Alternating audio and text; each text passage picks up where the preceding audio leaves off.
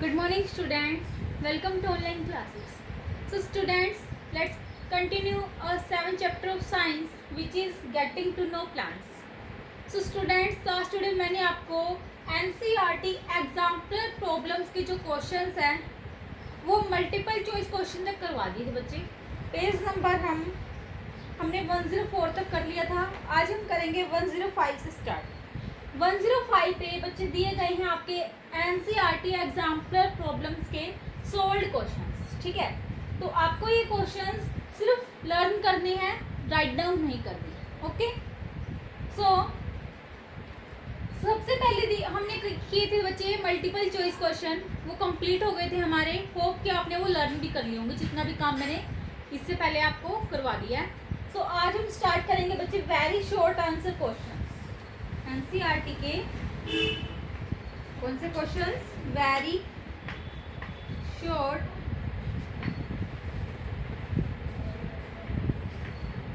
Answer questions. ठीक है, तो वेरी शॉर्ट क्वेश्चन आंसर करेंगे बच्चे आज हम ऑफ एनसीईआरटी एग्जाम्पलर प्रॉब्लम्स. ठीक है, तो सबसे पहले हम आए हुए क्वेश्चन नंबर 7 है. क्वेश्चन नंबर 7 से वेरी शॉर्ट क्वेश्चन स्टार्ट है. क्वेश्चन 7 में बच्चे दिए गए हैं फिल इन द ब्लैंक्स दिए गए हैं. आपको जो ब्लैंक्स दिए गए हैं उनको फिल करना है. ओके, सो ए पार्ट में दिया गया है the small green leaves at the base of flowers are known as. जो ग्रीन लीव्स होते हैं छोटे छोटे at the base of flowers, जो बेस से स्टार्ट होते हैं. यहाँ पे कि हमने एक स्ट्रक्चर किया था.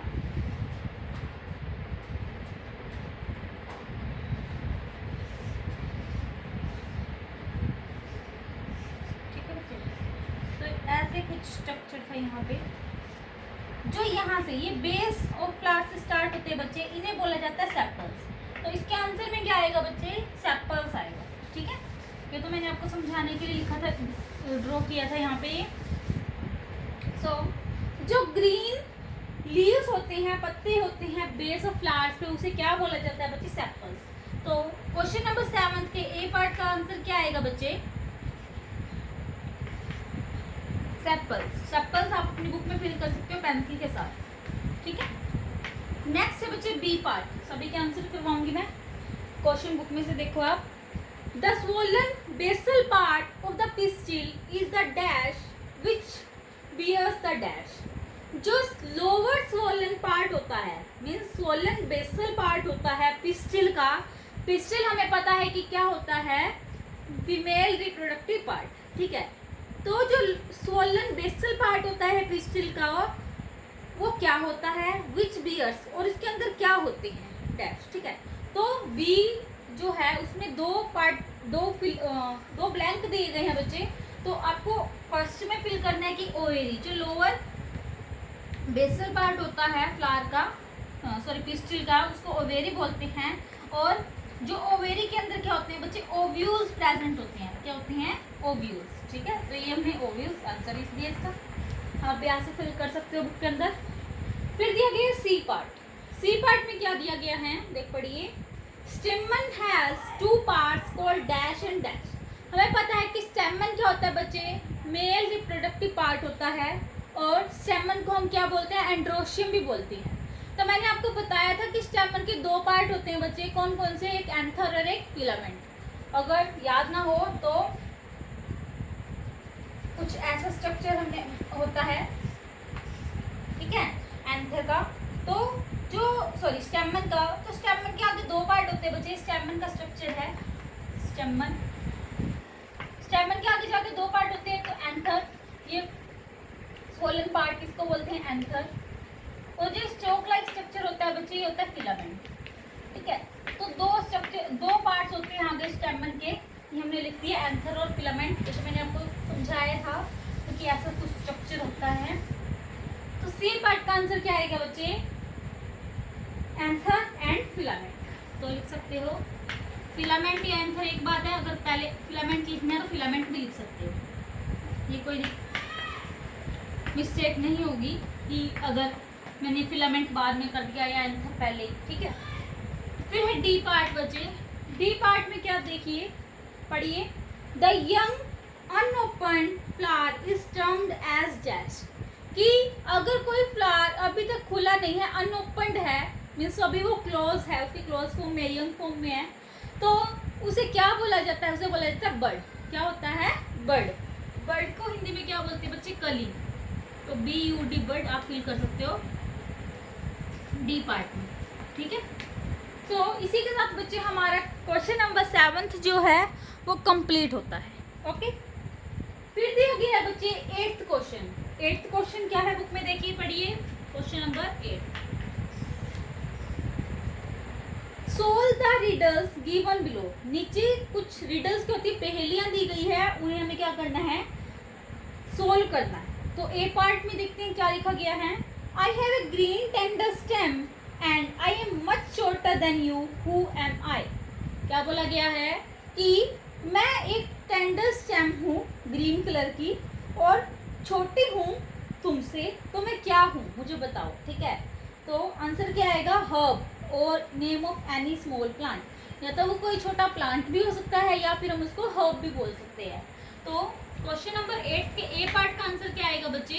हर्ब, ठीक है, हर्ब या फिर कोई भी स्मॉल प्लांट, ठीक है। फिर आगे बी पार्ट बच्चे। बी पार्ट में क्या बोला गया है? देखिए, I come out first from the seed when it is soaked in water, I provide encourage to plants, who am I, write another function that I perform। क्या बोला गया है बी पार्ट में 8 क्वेश्चन के? I come out first from the seed, मैं सबसे पहले seed से बाहर निकलता हूँ। when it is soaked in water, जब वाटर के अंदर क्या होता है? soaked होता है। I provide encourage to plants, तो और मैं प्लांट्स को क्या देता हूँ? सहारा देता हूँ। तो मैं क्या हूँ और मेरा फंक्शन भी बताना है जो मैं परफॉर्म करता हूँ। तो सीड, सीड से क्या होता है? सीड क्या होता है? बीज। बीज से आगे क्या होती है बच्चे? जड़। कम आउट फर्स्ट मतलब अब क्या होगा कि सीड से पहले क्या, किसकी फॉर्मेशन होती है, क्या बनता है? वो रूट होती है। क्या होती है? रूट। तो आंसर आएगा रूट। और क्या फंक्शन परफॉर्म करती है? Absorption of water and minerals. Root किसको एब्जॉर्ब करती है? वाटर को और मिनरल्स को, मीन्स खनिजों को। तो आंसर में आप लिखोगे बच्चे बी पार्ट के आंसर में रूट एब्जॉर्प्शन। फंक्शन क्या फंक्शन बताया गया है साथ में?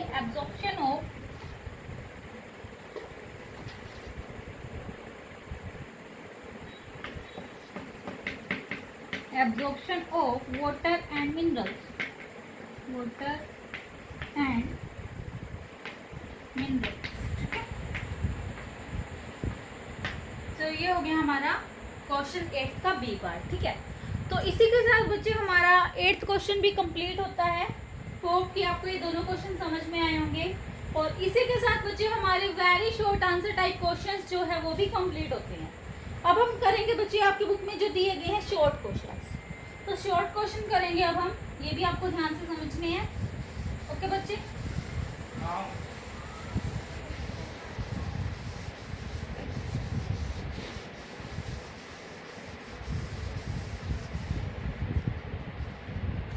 सो वेरी शॉर्ट क्वेश्चन के बाद अब हम कर रहे हैं NCERT एग्जाम्पलर प्रॉब्लम्स के शॉर्ट क्वेश्चंस, ठीक है।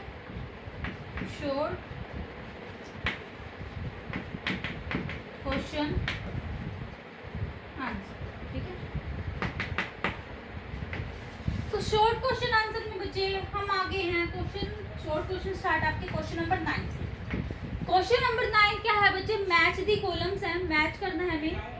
Match the parts of the plant given in column first with the function in column B. क्या बोला गया है कि हमें मैच करना है जो भी पार्ट है प्लांट का, जो कॉलम फर्स्ट में दिए गए हैं उसको कॉलम सेकंड से, कि कॉलम फर्स्ट में कुछ नेम दिए गए हैं और उनके फंक्शंस हमें बताने हैं कि क्या क्या होते हैं कॉलम सेकंड में जो फंक्शंस दिए गए हैं। सो सबसे पहले है बच्चे कॉलम फर्स्ट। कॉलम फर्स्ट के जो नेम है वो लिखते हैं यहाँ पे। सो कॉलम फर्स्ट में क्या क्या दिया गया है? सबसे पहले बच्चे फ्लावर,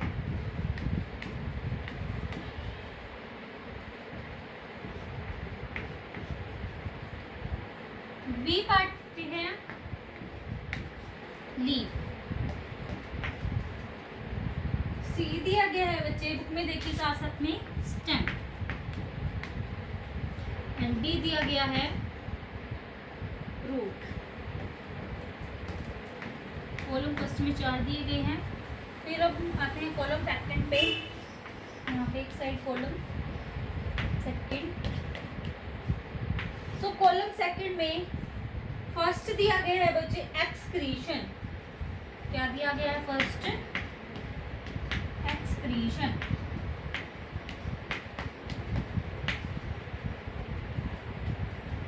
सेकंड दिया गया है बच्चे, मैं देखते रहिए साथ साथ में, फोटोसिंथेसिस। एक्सक्रीशन क्या होता है एक बार बता देती हूँ कि जो रिमूवल होता है वेस्ट का हमारे बॉडी में से, उसको एक्सक्रीशन बोला जाता है। ये भी एक प्रोसेस होती है, ठीक है, लाइफ प्रोसेस होती है बच्चे। फोटोसिंथेसिस के बाद बच्चे आएगा थर्ड नंबर पे रिप्रोडक्शन।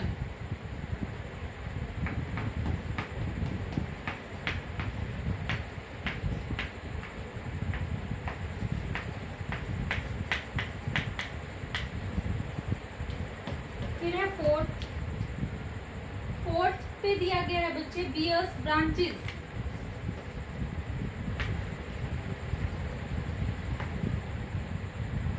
बियर्स ब्रांचेस का मतलब है कि ब्रांचेस होती हैं, बियर्स ब्रांचेस, ठीक है। एंड लास्ट दिया गया है बच्चे एनकरेज। एनकरेज का मीनिंग होता है बच्चे सहारा देना, ठीक है। क्या होता है? सहारा देना। अब हमें कॉलम फर्स्ट में जो दिए गए हमको कॉलम सेकंड से मैच करना है, ठीक है। ये बात आपको ध्यान में रखनी है। थोड़ी देर लगाती हूँ।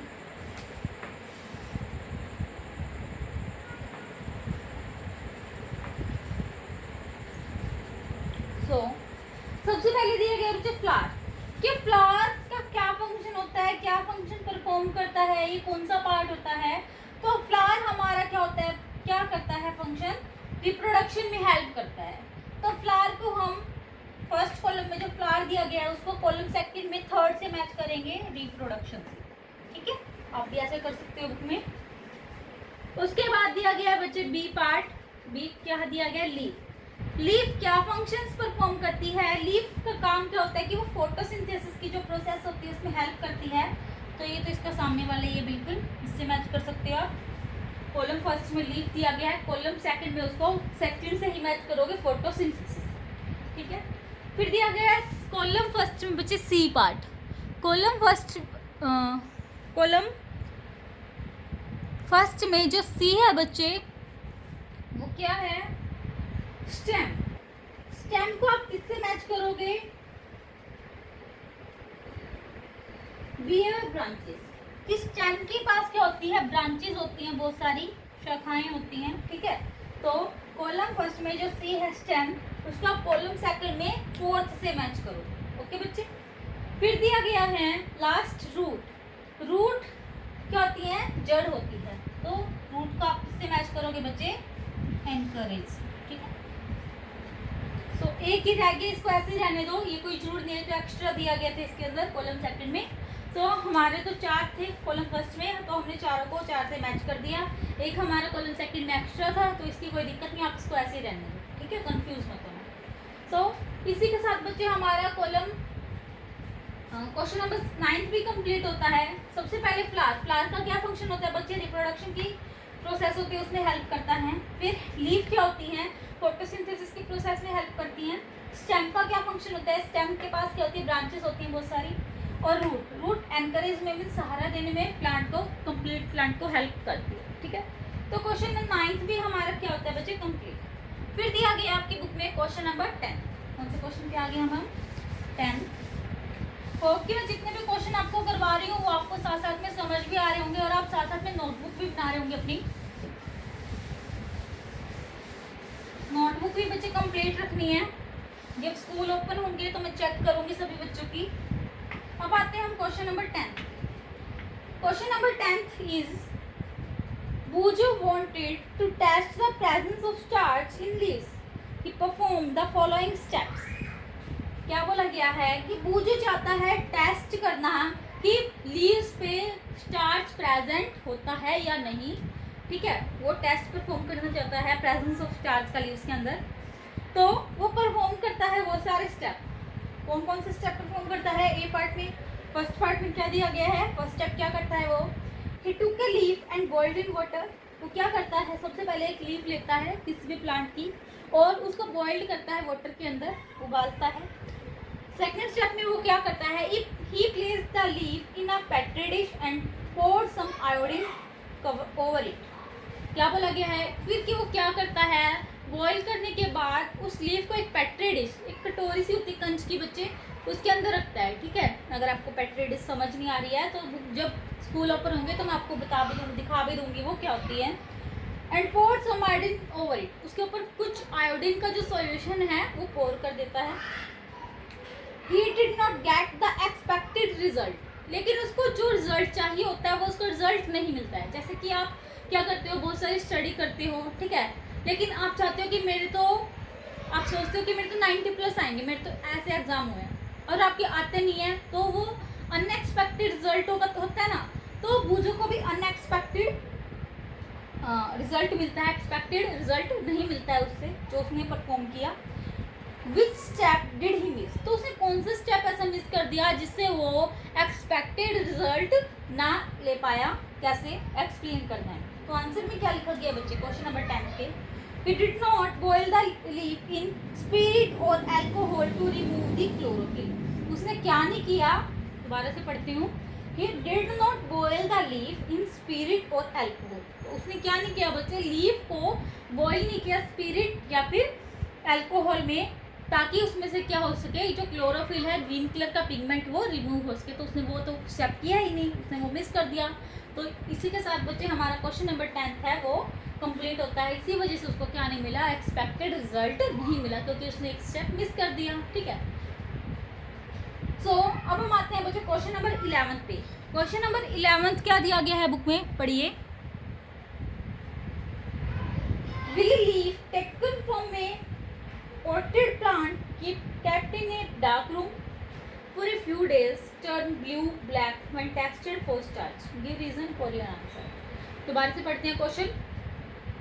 Will a leaf taken from a potted plant kept in a dark room for a few days turn blue black when tested for starch? Give reason for your answer। क्या बोला गया क्वेश्चन नंबर 11 में बच्चे कि जब हम एक leaf को लेते हैं किसी भी पोटेड प्लांट से, कि वो प्लांट किस में लगाया गया? किसी भी पोट में लगाया गया है, और उसको एक डार्क रूम के अंदर जहाँ पे बिल्कुल अंधेरा है, सन की लाइट नहीं आ जा रही है, वहाँ पे रख देते हैं कुछ दिन के लिए।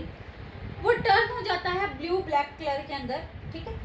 जब हम उस व्हेन टेस्टेड फॉर स्टार्च, जब हमने उसको स्टार्च का टेस्ट किया तो वो किस कलर के अंदर चेंज हो जाता है? ब्लू ब्लैक में।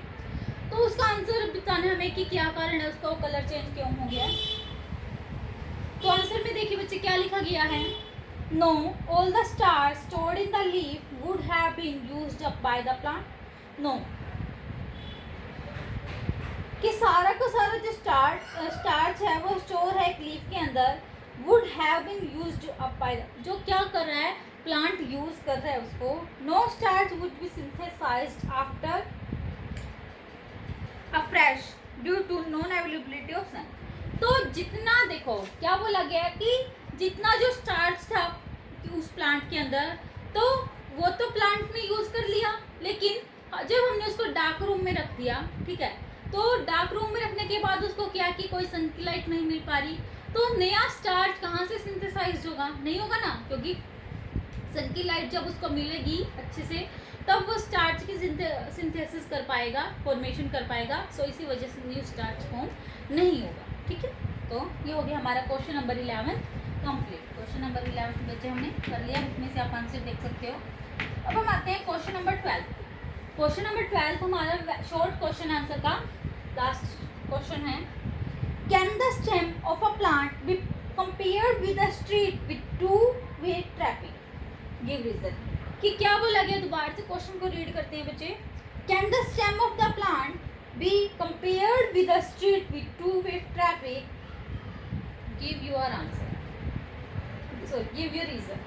क्या बोला गया है, कैन द स्टेम, क्या किसी भी, क्या जो प्लांट के स्टेम है उसको कंपेयर करें एक स्ट्रीट मीन्स गली के साथ। स्ट्रीट क्या होती है, गली होती है ना, विथ टू वे ट्रैफिक। वहाँ पे क्या टू वे ट्रैफिक है, उसका आंसर बताना है। तो आंसर में क्या लिखा गया, yes water and minerals move upward and food moves downward. तो इसने क्या कहा कि एक प्लांट है, ठीक है बच्चे, उस प्लांट की क्या एक स्टेम है, प्लांट की क्या है स्टेम, और उसमें कैसा सिस्टम है, उसमें टू वे सिस्टम है। मीन्स एक तरफ से जैसे व्हीकल आते हैं और एक से जाते हैं, ऐसे है कुछ।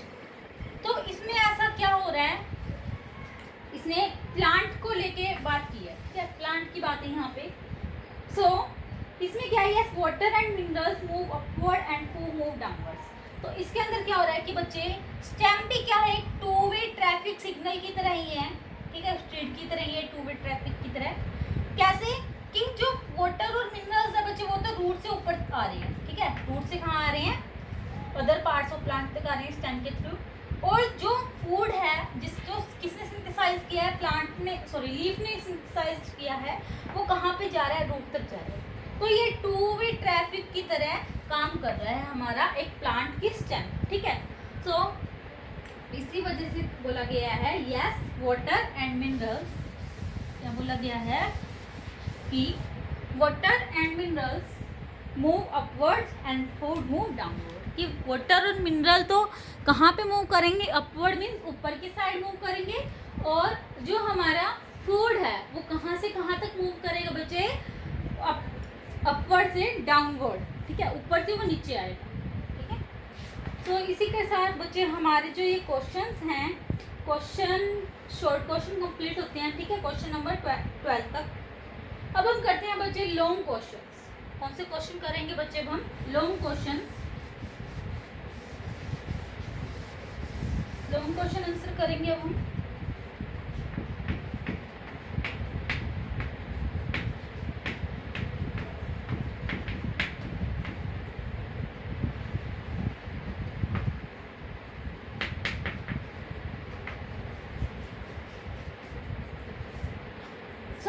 लॉन्ग क्वेश्चन है, स्टार्ट है बच्चे हमारे क्वेश्चन नंबर 13। कौन से क्वेश्चन से स्टार्ट है, क्वेश्चन नंबर 13, ठीक है। क्वेश्चन नंबर 13 पढ़िए बच्चे बुक में 105 पेज पे।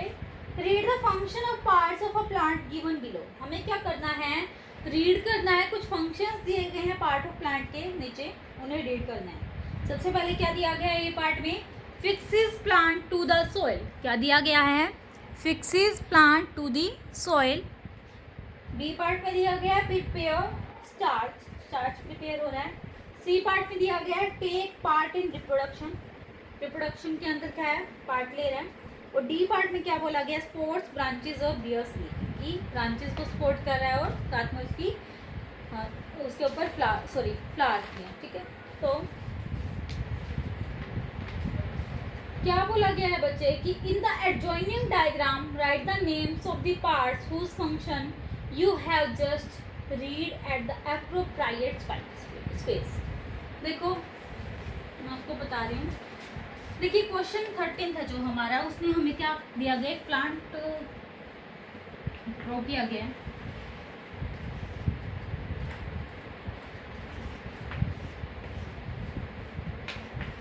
ऐसे कुछ उसकी ये रूट्स दिखाई गई हैं बच्चे, बुक में भी आप देख सकते हो, ठीक है।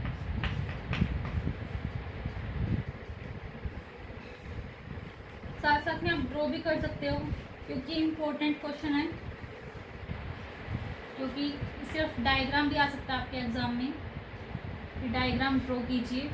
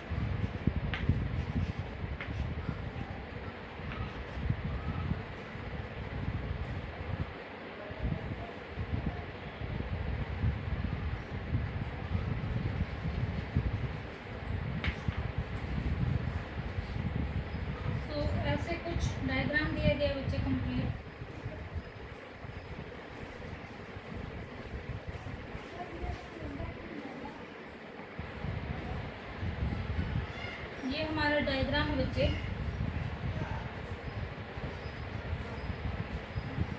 ठीक है, ऐसा कुछ डायग्राम दिया गया है बुक के अंदर। तो आपको बताना है कि जो ये पार्ट्स हैं ये क्या है,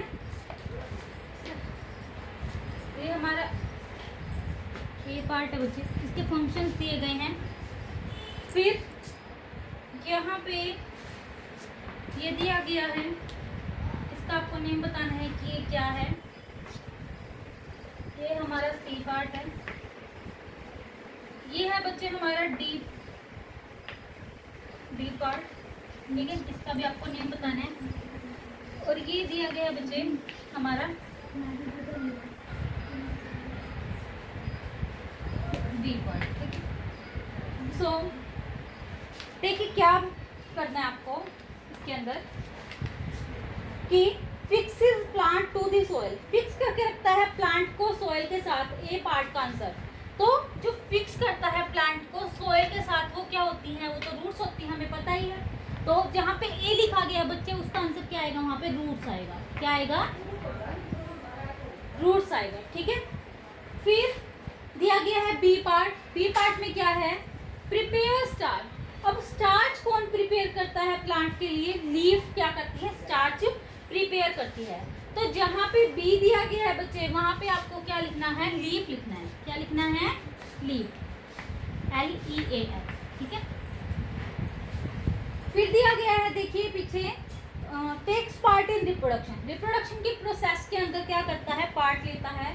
वो कौन है, मैंने आपको पहले भी बताया था जब मैथ्स का फॉलोइंग करवाए थे कि जो फ्लावर्स होते हैं वो रिप्रोडक्शन की जो प्रोसेस होती है उसके अंदर टेक करते हैं, पार्ट लेते हैं, ठीक है, हिस्सा लेते हैं। तो सी पार्ट का जो है आंसर वो क्या आएगा बच्चे, फ्लावर आएगा, ठीक है, क्या आएगा, फ्लावर। एंड हमारा जो डी पार्ट है, डी पार्ट का जो क्वेश्चन है बच्चे वो क्या है, supports branches and bears flowers, कि क्या होती है, ब्रांचेस को सपोर्ट करता है और उसके फ्लावर्स भी होते हैं, ठीक है। तो जिसके ब्रांचेस भी होती हैं और क्या करता है, बियर्स मींस के ऊपर फ्लावर्स भी होते हैं, उसे हम क्या बोलते हैं बच्चे, स्टेम बोलते हैं। तो ये जो डी पार्ट है हमारा, इसका आंसर क्या आ जाएगा, स्टेम, ठीक है। तो बच्चे इसी के साथ हमारा जो क्वेश्चन नंबर 13 है ये कंप्लीट होता है। क्या होता है, question number 13 complete. So hope कि बच्चों आज के इस वीडियो लेक्चर में जितने भी क्वेश्चंस मैंने आपको करवाए वो आपको समझ में आए होंगे। आज के इस वीडियो लेक्चर में बच्चे मैंने आपको क्या क्या करवाया एक बार रिवाइज करवा देती हूँ। सबसे पहले बच्चे हमने किए NCERT एग्जाम्पलर प्रॉब्लम्स, जो हमारे चले हुए हैं क्वेश्चंस, उसके वेरी शॉर्ट क्वेश्चन किए। सबसे पहले वेरी शॉर्ट क्वेश्चन में हमारे फिलअप थे और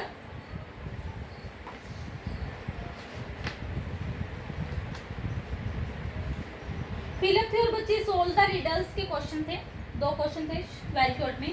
फिर जो बच्चे हमने शॉर्ट क्वेश्चन किए, शॉर्ट क्वेश्चन वेरी शॉर्ट के बाद शॉर्ट क्वेश्चन किए। शॉर्ट क्वेश्चन बच्चे हमारे 4 क्वेश्चन थे, हमने वो कंप्लीट किए। फिर हमने किए लॉन्ग क्वेश्चन, लॉन्ग क्वेश्चन में मैंने आपको सिर्फ एक ही क्वेश्चन करवाया है और आपको ये इसके जो आंसर है ये बुक के अंदर फिल करने, जैसे मैंने आपको फिल करवाए हैं आपको समझा के, समझ में भी आना चाहिए, नहीं कि क्वेश्चन कर रहे हैं और समझ नहीं आ रहा, ठीक है, मैं काम करवा रही हूँ ऐसे। तो अगर मैं आपको जो काम मैं डेली की डेली करवाती बच्चे वो भी आपको डेली ही करना है, ये नहीं कि बाद में करेंगे, तो बाद में तो आप भूल जाओगे, ठीक है। तो बच्चे आज हमारे क्वेश्चन 13 तक लॉन्ग क्वेश्चन कंप्लीट होते हैं। नेक्स्ट क्वेश्चंस हम जो बाकी रह गए लॉन्ग क्वेश्चन वो हम नेक्स्ट वीडियो लेक्चर के अंदर करेंगे। तो बच्चे thank you and have a nice day.